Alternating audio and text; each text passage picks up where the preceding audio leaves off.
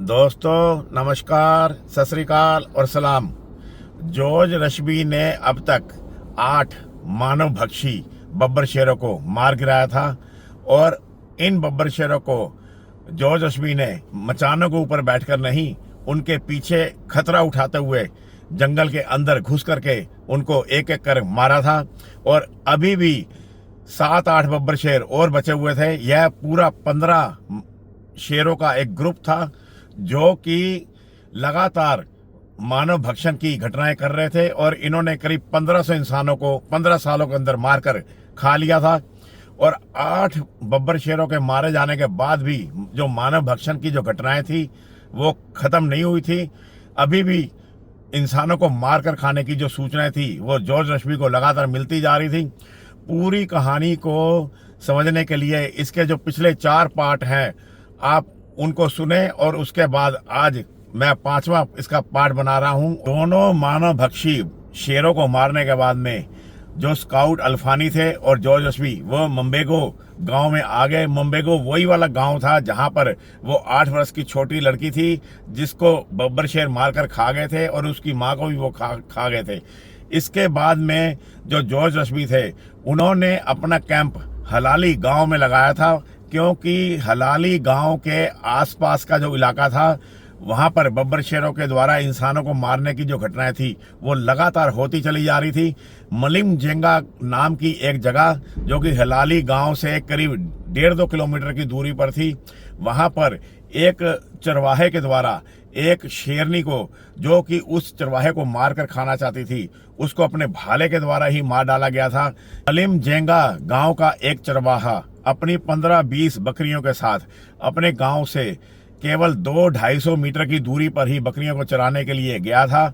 वो ज़्यादा दूर नहीं गया था क्योंकि ये जो चरवाहे थे इनको इन मानव भक्षी शेरों से पूरा खतरा रहता था। और मलिम जेंगा का जो इलाका था जहां पर हलाली गांव भी उससे 1.5-2 किलोमीटर की दूरी पर था, उसके आसपास का जो सारा इलाका था वहां पर पिछले 10 दिनों के अंदर उन बब्बर शेरों के ग्रुप के द्वारा 3 आदमी मारकर खा डाले थे।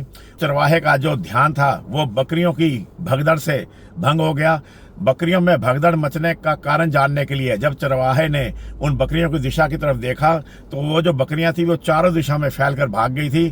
तभी उसकी निगाह वहां से करीब 100-150 गज की दूरी पर एक शेरनी पर पड़ी जो कि बिल्कुल जमीन पर चिपकी हुई थी और चिपक करके वो एक एक कदम आगे की तरफ बढ़ रही थी। और उस शेरनी को अपनी तरफ इस प्रकार बढ़ते देखकर वो चरवाहा स्तब्ध रह गया। वो घबराया नहीं और वो भागा भी नहीं। दरअसल में वो जो शेरनी थी वो मानव भक्षी शेरनी थी। वो इस चरवाहे को पकड़ने के लिए ही इस तरह घात लगाती हुई आगे बढ़ रही थी। हालांकि वो जो शेरनी थी वो आसानी से बकरियों को पकड़ सकती थी, लेकिन उसने इस चरवाहे को ही अपना टारगेट बनाया। उस चरवाहे के हाथ में 6 फीट लंबा एक भाला था और वो हे जाति का चरवाहा था। और उसने जब उस शेरनी को अपनी तरफ बढ़ते हुए देखा तो वो भागा नहीं और उल्टा उसका मुकाबला करने के लिए वो खड़ा हो गया। वो चरवाहा जानता था कि उसका जो गांव है वो वहां से करीब 200 मीटर की दूरी पर था और 200 मीटर वो शेरनी उसको भागने ही नहीं देगी, वो उसको कुछ मीटर दौड़ा कर ही पकड़ लेगी। इसलिए उस चरवाहे ने भागना मुनासिब नहीं समझा और उस शेरनी का सामना करने के लिए वो तैयार हो गया। चरवाहे को इस तरह से खड़ा देखकर शेरनी बिल्कुल नहीं घबराई, बल्कि शेरनी को ऐसा लग रहा था कि उसका शिकार तो हाथ से निकल ही नहीं रहा, वो तो सामने ही है। अब जब चरवाहे ने शेरनी को देख लिया तो शेरनी को पता चल गया कि उस चरवाहे ने शेरनी को देख लिया है और शेरनी के घात लगाने की जो योजना थी वो चौपट हो गई है। तो शेरनी तुरंत खड़ी हो गई। खड़ी होकर के कुछ सेकंड के लिए वो चरवाहे को घूरती रही और उसके बाद उस शेरनी ने एकदम से चरवाहे की तरफ ही दौड़ लगा दी। लेकिन चरवाहा भाला लेकर के पूरी तरह से तैयार था शेरनी का सामना करने के लिए और उस चरवाहे ने शेरनी को पास आने का मौका दिया। शेरनी लगातार पास आती जा रही थी। जब शेरनी 10-12 फीट की दूरी पर रह गई तो उस हे चरवाहे ने अपना भाला खींचकर उस शेरनी को दे मारा।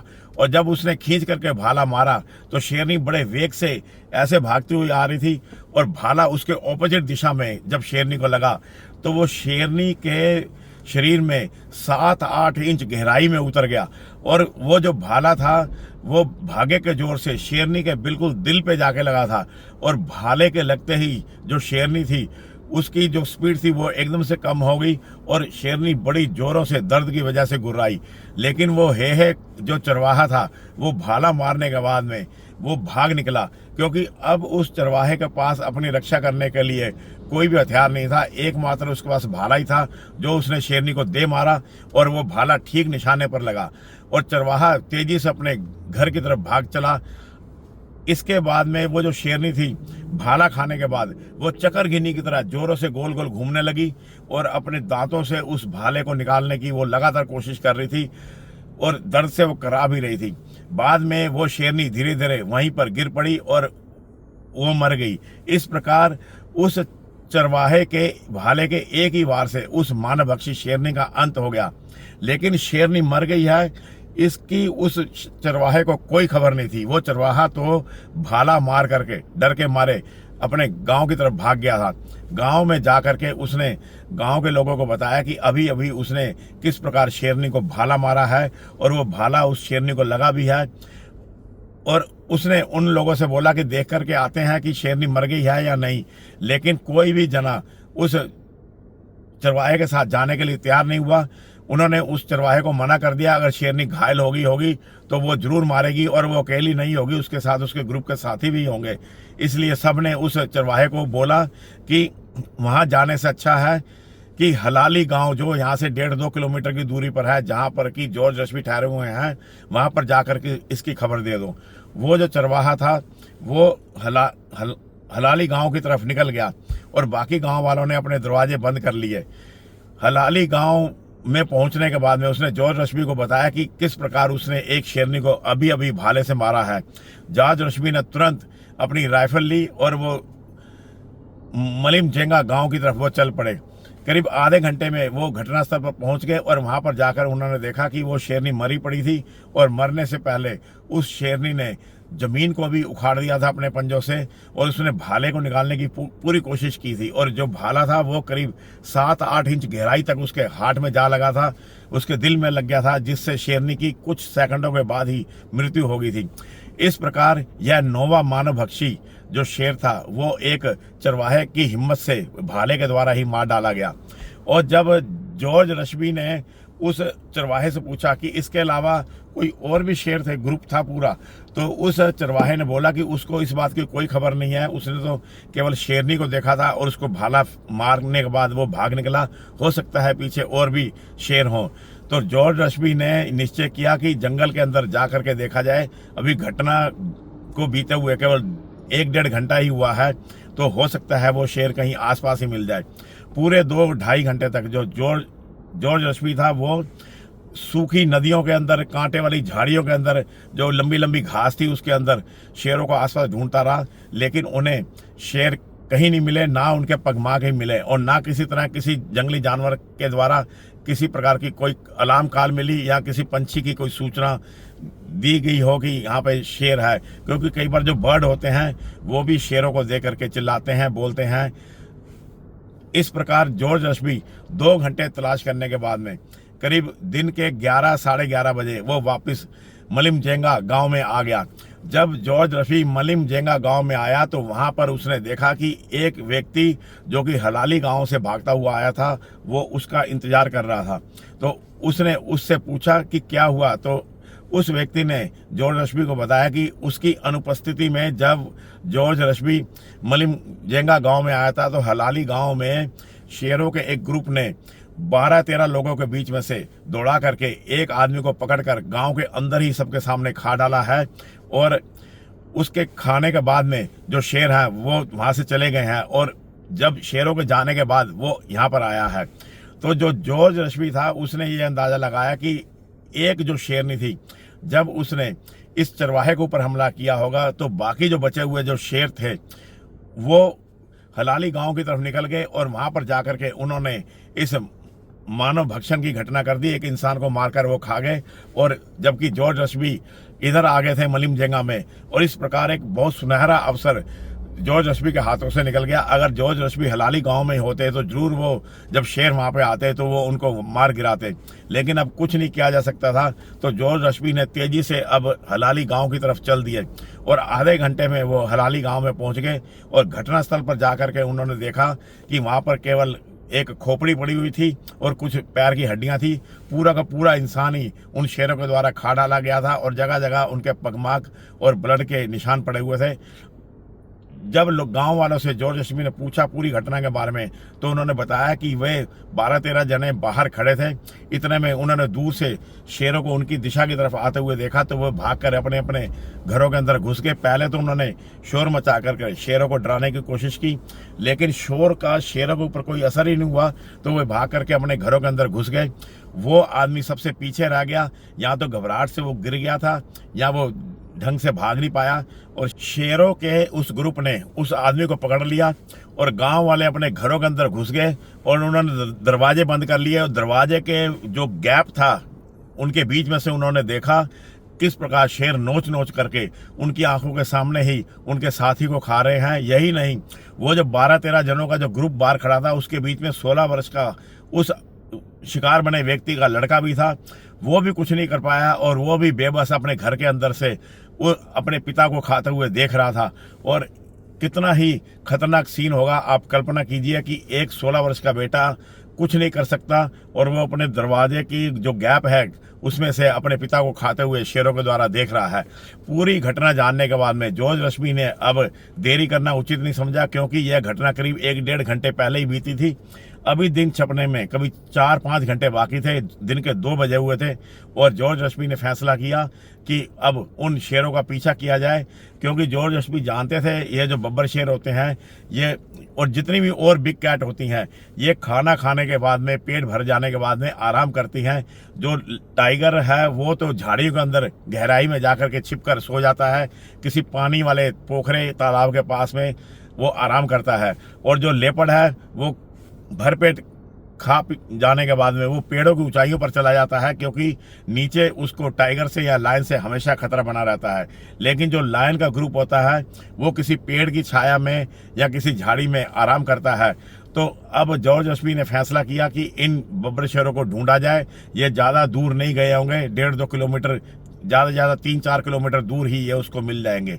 जॉर्ज रश्मी ने अपनी .375 हॉलैंड एंड हॉलैंड की राइफल को उठाया, राइफल की एक्स्ट्रा मैगजीन अपनी जेब में डाली और उन बब्बर शेरों के पैरों को निशान का पीछा करने के लिए जैसे ही रश्मी आगे बढ़े तो उनको अपने पीछे से आहट सुनाई दी। उन्होंने देखा कि 2 अफ्रीकी भाले लेकर के उनके पीछे पीछे आ गए हैं।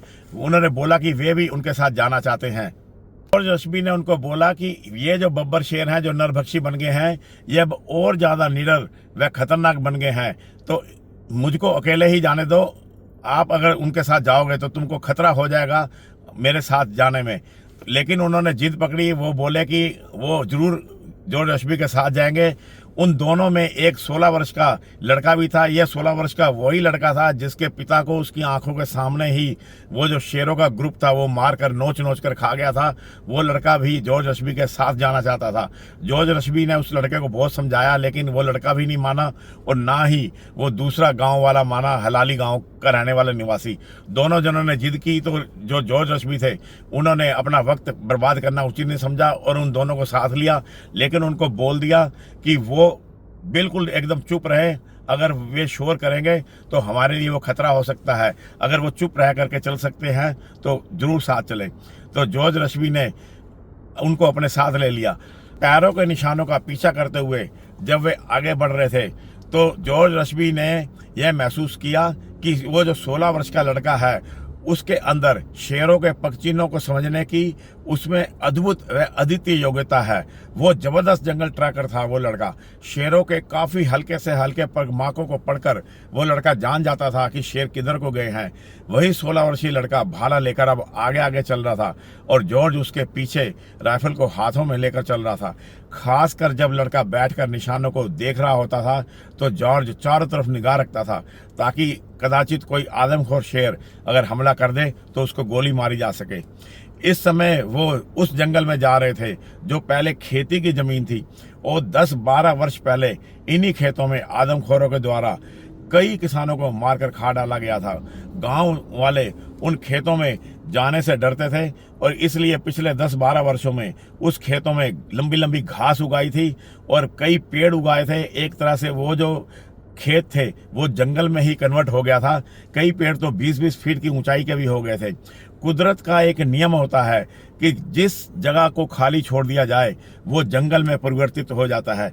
कुदरत को खाली जगह से नफरत रहती है और खाली जगह छोड़ी हुई जहाँ पर इंसान अपनी गतिविधि को ख़त्म कर देता है वहाँ पर कुदरत की गतिविधियाँ शुरू हो जाती हैं। वहाँ पर पंछी आ जाते हैं, जंगली जानवर आ जाते हैं और वो एरिया जंगल में परिवर्तित हो जाता है। ठीक ऐसे ही यह भी 10-12 वर्षों से छोड़ा हुआ जो गाँव का जो खेतों का इलाका था वहाँ घना झाड़ झंकार और झाड़ियाँ उगाई थी और ये झाड़ियाँ 5-5, 6-6 फीट ऊंची हो गई थी और उनके बीच में कहीं कहीं छितराए हुए 15 से 20 फीट ऊंचे पेड़ भी थे। वे लोग अब गांव से 1 किलोमीटर दूर आ गए थे।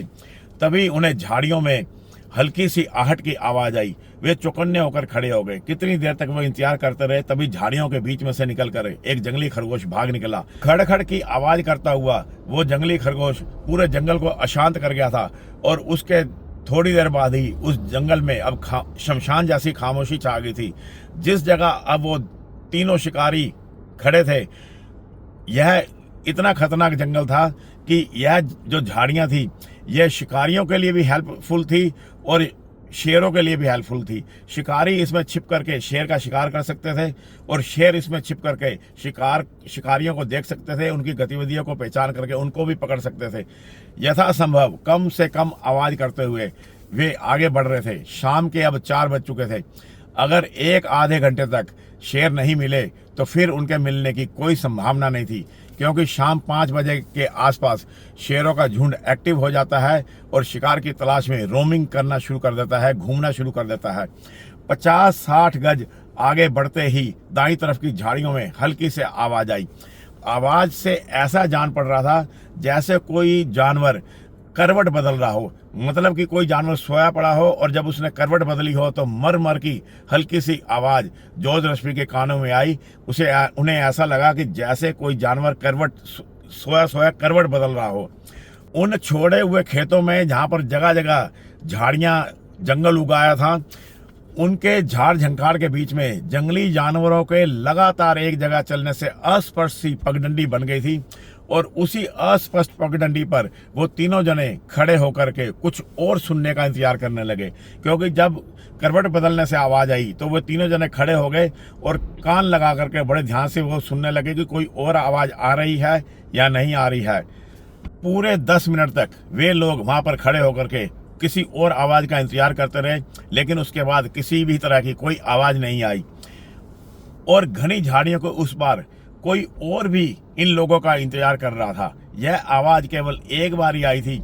अगर कोई नॉर्मल इंसान होता तो इस आवाज़ को नज़रअंदाज करके वो आगे बढ़ जाता, किंतु जॉर्ज की छठी इंद्री ने उसको चेताया कि यह जो आवाज़ है यह इग्नोर करने वाली नहीं है जी, इसका पता लगाकर ही आगे बढ़ना चाहिए। इस अस्पष्ट पगडंडी पर दोनों को पीठ जोड़कर खड़े होने का इशारा कर जॉर्ज ने पगडंडी छोड़ दी। जॉर्ज रश्मी ने वो जो दोनों अफ्रीकी थे उनको बोला कि आपस में पीठ जोड़ करके यहीं पे खड़े रहो और मैं जब तक आगे बढ़ करके वापस ना आ जाऊं या जब तक तुम्हें कोई इशारा ना दूं तुम यहाँ से हिलना मत। और पीठ जोड़ करके दोनों खड़े हो गए। उनको इस प्रकार पीठ जोड़ कर खड़े रहने का इशारा करके जो जॉर्ज रश्मी थे उन्होंने उस पगडंडी को छोड़ दिया और अकेले ही राइट साइड के उस घने झाड़ झंकार के अंदर घुस गए। झाड़ियाँ 5, 5.5, 6 फीट तक की ऊंची थी और जब जॉर्ज रश्मी ने झुककर देखने के लिए कोशिश की तो जॉर्ज को कुछ भी नजर नहीं आया, क्योंकि 5.5, 6 फीट की झाड़ियां थी और पत्ते उन पर छाए हुए थे। जब जॉर्ज रश्मी ने ऐसे थोड़ा झुक करके 3 फीट की ऊंचाई तक से कुछ जानने की कोशिश की कि क्या आगे कुछ है, तो जॉर्ज रश्मी को कुछ भी नजर नहीं आया घनी पत्तियों की वजह से। अब जब जॉर्ज रश्मी जमीन पर पूरा ही लेट गए और लेट करके जो झाड़ियों के जो तने थे उनके बीच में जो गैप नजर आता है, जैसे उंगलियों के बीच में गैप नजर आ रहा है, ऐसे जो गैप नजर आ रहा था अब जॉर्ज रश्मी को थोड़ी दूर तक उन झाड़ियों में नजर आने लगा था। अब जॉर्ज रश्बी रेंग रेंग कर उन झाड़ियों में सांप की तरह आगे बढ़ने लगे। लेकिन आगे बढ़ना क्या आसान था? नहीं जी नहीं, बहुत मुश्किल था आगे बढ़ना, क्योंकि एक तो झाड़ियां थी और साथ में उनके हाथ में .375 की हॉलैंड एंड हॉलैंड की राइफल थी और कुछ मैगजीन भी उनकी पैंट की जो जेब थी उनके अंदर डाली हुई थी। तो ये सभी चीज़ें एक बाधा बन रही थी, लेकिन इनको साथ लेकर के जाना जरूरी था, क्योंकि सुरक्षा की गारंटी जो यही राइफल ही थी। और राइफल कई बार झाड़ियों में अटक जाती थी, जिससे झाड़ी हिल जाती थी। जॉर्ज रश्बी कम से कम आवाज़ करते हुए रेंग कर जाना चाहते थे, इसलिए उनके चलने की जो स्पीड थी वो बहुत ज़्यादा कम हो गई थी। जैसे तैसे जॉर्ज रश्बी झाड़ियों के बीच में से जगह बनाते हुए रेंगते हुए कुछ गज आगे तक गए। 18-20 गज आगे बढ़ने पर जॉर्ज रश्बी को एक भूरा भूरा सा कोई जानवर आगे लेटा हुआ नजर आया, लेकिन वो जानवर कौन सा है यह उनको अंदाजा नहीं लग रहा था। इसलिए 2-3 गज और धीरे धीरे जॉर्ज रश्बी आगे बढ़े बिना कोई आहट के। तो अब उन्हें साफ नजर आने लग गया। वो एक शेरनी थी जो पेट के बल लेटी हुई थी, अगले पंजे आगे को फैलाए हुए। वो शेरनी सीधा जॉर्ज को ही देख रही थी और जॉर्ज की आंखें उस शेरनी को देख रही थी, और उनके बीच में जो फासला था वो केवल 10-12 फीट का था। कहने का मतलब यह है कि जब जॉर्ज रेंगता हुआ आगे बढ़ा तो जॉर्ज की जो आंखें थी वो शेरनी की आंखों से मिल गई। दरअसल में वो शेरनी अगले पैर आगे की तरफ और पिछले पैर पीछे की तरफ करी हुई पेट के बल लेटी हुई थी, और वो जॉर्ज को ही देख रही थी, क्योंकि जॉर्ज के चलने से कुछ ना कुछ तो आहट जरूर हो रही थी, क्योंकि उनके साथ राइफल भी थी और राइफल झाड़ियों में अटक जाती थी, जिससे झाड़ियां हिलती थी। तो वो शेरनी उस आवाज की दिशा की तरफ देख रही थी, और जब उसने जॉर्ज को देखा तो दोनों की आंखें आपस में मिल गई, और कितनी देर सेकंड तक दोनों एक दूसरे को केवल 10 फीट की दूरी से देखते रहे। ना शेरनी ने कोई एक्शन लिया, ना जॉर्ज ने कोई एक्शन लिया। जॉर्ज भी बिल्कुल एकदम, जब उसने देखा कि शेरनी उसी की तरफ देख रही है तो जॉर्ज बिल्कुल स्टिल एकदम लेट गए, और उन्होंने कोई भी हरकत नहीं की। बिल्कुल निश्चल होकर वो शेरनी की एक एक गतिविधि को भांपने लगे। उधर शेरनी भी ठीक यही प्रतिक्रिया कर रही थी। वो भी सोच रही थी कि ये कौन है जो इस तरह रेंगता हुआ आगे बढ़ा आया है, वो भी जानने की कोशिश कर रही थी। और जॉर्ज शेरनी को देख रहे थे और शेरनी जॉर्ज को देख रही थी। जान पड़ता है जो शेरनी थी वो इंसानों को खड़े देखने की आदत थी। यहाँ तो शेरनी ने इंसानों को बैठे हुए देखा था खेतों में, या अमूमन खड़े हुए देखा था, लेकिन इस तरह से लेट करके कोई इंसान आया हो यह शेरनी ने पहली बार देखा था। इसलिए वो शेरनी शायद हतप्रभ होकर के जॉर्ज को देख रही थी। यहाँ दूसरा कारण यह भी हो सकता था कि वो शेरनी ने भरपेट खाना खाया था, और खाना खाने के बाद में चाहे जानवर हो चाहे आदमी हो, कुछ थोड़ी सी सुस्ती तो आई जाती है, और शायद शेरनी इसी को सुस्ताने के लिए वो वहां पर लेटी हुई जॉर्ज रश्बी को देख रही थी।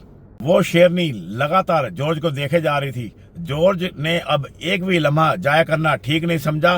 राइफल जॉर्ज के सामने ही पड़ी थी, उसको कहीं से लाना नहीं था, वो अपने साथ ही लेकर के आए थे। वही राइफल जो कुछ समय पहले तक जॉर्ज रश्बी को बोझ लग रही थी, अब उनकी सहायक बनी हुई थी। तो जॉर्ज रश्बी ने धीरे से राइफल को उठाया और उठा करके शेरनी का निशाना लिया, और जॉर्ज की इस हल्की सी हरकत का जवाब शेरनी ने एक गुर्राहट से दिया। जैसे ही जॉर्ज ने हल्की सी राइफल उठाई और शेरनी ने तुरंत गुर्राहट की। इससे पहले कि शेरनी गुर्राहट करके खड़ी होती, जो जॉर्ज रश्बी थे उन्होंने शेरनी की खोपड़ी का निशाना ले लिया था, और देर न करते हुए जॉर्ज ने धीरे से घोड़ा दबा दिया और धाएं एक गोली चली और सीधी शेरनी की खोपड़ी में जाकर के लगी। ऐसे ही शक्तिशाली राइफल की गोली शेरनी के सिर पे जाकर लगी। गोली ने सिर की हड्डी को तोड़ा और तोड़ करके उसके ब्रेन में घुस करके ब्रेन को तोड़ फोड़ डाला, और गोली लगने के बाद में जो शेरनी खड़ा होना जा रही थी वो तुरंत वैसे ही बैठ गई, और धीरे धीरे उसका जो सिर था वो नीचे नीचे नीचे गिरता चला गया, और अगले पंजों पर उसका सिर टिक गया, और उसके बाद वो चिर निद्रा में चली गई। यानी कि एक ही गोली ने उस शेरनी का काम तमाम कर दिया। इस प्रकार जॉर्ज रश्बी के द्वारा एक मानवभक्षी शेर केवल अपने से 8-10 फीट की दूरी पर गोली से मार डाला गया। लेकिन जॉर्ज रश्बी को यह नहीं पता था कि उस शेरनी के बगल में भी एक और शेरनी लेटी हुई थी। जैसे ही जॉर्ज रश्बी ने एक फायर किया, फायर की आवाज सुनते ही वो जो शेरनी साथ में लेटी हुई थी वो सीधी ही हवा में कूद गई, और जॉर्ज रश्बी ने देखा कि साफ वो शेरनी 10 फीट ऊंची झाड़ियों से भी ऊपर निकल गई थी। जब उस शेरनी ने जंप ली सीधी ही हवा में, तो वो जो वहां से 40-50 गज पीछे वो 2 अफ्रीकी खड़े हुए थे, गांव वाले हलाली गांव के जो भालों के साथ हैं, उन्होंने उस शेरनी को देखा हवा में, तो उनका तो गिग्गी बज गई। वो जो एक भालाधारी था वो तो सीधा ही सरपट हलाली गांव की तरफ दिशा की तरफ भाग गया। लेकिन वो जो 16 वर्ष का जो लड़का था, वो जो कि जिसके पिता को शेरनी के द्वारा मारा था, वो भागने के बजाय नीचे बैठ गया। और वो जो शेरनी थी जो हवा में सीधा ऊपर गई थी, वो जैसे ही नीचे उतरी और उतर करके वो तेजी से झाड़ी को बीच से भागी। जैसे ही वो शेरनी नीचे उतरी तो उसका जो पिछवाड़ा था वो जॉर्ज रश्मी को नजर आया। जॉर्ज रश्मी ने तुरंत उसके शेरनी का पीछे से निशाना लिया और फायर कर दिया, और गोली शेरनी के पिछवाड़े में कहीं जाकर के लगी। और गोली लगने के साथ ही शेरनी ने एक जोरदार दहाड़ मारी, और दहाड़ मार करके शेरनी झाड़ियों को तोड़ती फोड़ती हुई आगे की तरफ भाग गई। उस शेरनी के भाग जाने के बाद अब शुरू हो रहा था खौफनाक पीछा, वो खौफनाक पीछा जो जॉर्ज रश्मी के द्वारा किया गया। यह दूसरी शेरनी जिसके पिछवाड़े में जॉर्ज रश्मी ने गोली मारी थी, वो वहां से करीब 50-60 गज आगे भाग गई थी। और वहां जाने के बाद में झाड़ियों में एक तरह का चक्रवात सा आ गया था, तूफान आ गया था। तोड़ फोड़ की आवाजें और गुराहट की जोरदार आवाजें जॉर्ज रश्मी को सुनाई पड़ रही थी। और जॉर्ज रश्मी ने आगे बढ़ना मुनासिब नहीं समझा, वो वहीं जमीन पर सीधा ही राइफल को रख करके लेट गए। और वो शेरनी गोली खा करके 50-60 गज आगे जा करके झाड़ियों में उथल पुथल मचा रही थी। उस बाद में जॉर्ज रश्मी ने वहां जाकर के देखा था कि उस शेरनी ने तमाम झाड़ियों को चबा डाला था, और वहां पर पड़ा हुआ एक पत्थर का जो टुकड़ा था उसको भी शेरनी ने अपने मुंह में दबा करके उसका चूरा बना दिया। शेरनी इतने ज्यादा क्रोध में थी गोली खाने के बाद में, और उसने जगह जगह गहरे गहरे स्क्रैच वहां पर जमीन पर डाल दिए थे। 15-20 फीट का जो एरिया उसको उस शेरनी ने बंजर बना डाला था, पूरा मैदान कर दिया था, सभी तमाम झाड़ियों को उसने उखाड़ डाला था। और जॉर्ज रश्मी ये सब आवाजें सुन रहे थे, पेड़ों के कटने की, दहाड़ने की, शोर शराबा जो भी आ रहा था उस शेरनी के द्वारा किया जा रहा था। मरने से पहले उसका द्वारा जो शोर किया जा रहा था या जो भी उसको क्रोध उसका व्यक्त कर रही थी, वो सब जॉर्ज रश्मी सुन रहे थे। इसलिए जॉर्ज रश्मी आगे नहीं बढ़े, क्योंकि अगर जॉर्ज रश्मी आगे बढ़ते तो जो हाल झाड़ियों का शेरनी कर रही थी वही हाल जॉर्ज रश्मी का भी कर सकती थी। इसलिए जॉर्ज रश्मी ने उस शेरनी को मरने के लिए वक्त देने का फैसला किया। इसलिए जॉर्ज रश्मी पूरे 10-15 मिनट तक वहीं पर अपनी जगह पर लेटे रहे। जॉर्ज रश्मी से एक शेरनी 10 फीट की दूरी पर मरी पड़ी थी, और दूसरी शेरनी 50-60 फीट की दूरी पर मृत्यु से लड़ रही थी, संघर्ष कर रही थी और झाड़ियों को उखाड़ फुखाड़ रही थी।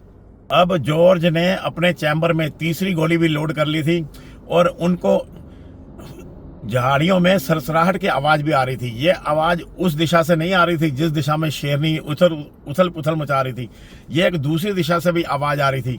तो इससे जॉर्ज रश्मी ने अंदाजा किया कि हो ना हो तीसरा शेर भी कहीं आसपास है। अब जॉर्ज रश्मी को अपने पीछे का जो एरिया था उसको कवर करने की बारे में भी सोचना था, तो लेटे रहना ठीक नहीं था। तो जॉर्ज रश्मी उठ करके बैठ गए, और जैसे ही जॉर्ज रश्मी बैठे तो पीछे की झाड़ियों में हल्की सी खटखट की आवाज आने लगी, और जॉर्ज रश्मी बुरी तरह से डर गए, चौंक गए और घबरा गए। और जैसे ही उन्होंने घबरा कर पीछे देखा तो उन्होंने देखा कि जो 16 वर्ष का जो भालाधारी नवयुवक है वो झुकता हुआ जॉर्ज रश्मी की तरफ बढ़ता चला आ रहा है। 16 वर्ष का वही साहसी युवक जब जॉर्ज रश्मी के पास आ गया तो जॉर्ज रश्मी ने उसको बैठ जाने का इशारा किया, और उसको बताया कि 2 गोलियां चलने के बाद में शेरनी की गुराहटों से घबरा करके उसका जो दूसरा भालाधारी जो साथी था वो तो भाग गया था। उस शेरनी को हवा में देख करके वो चला गया, और वो खुद नीचे जमीन पर बैठ गया था, और बैठ करके जॉर्ज रश्मी के लेट करके आने से जो निशान बने थे झाड़ियों में उसका पीछा करता हुआ वो जॉर्ज रश्मी तक पहुंच गया था।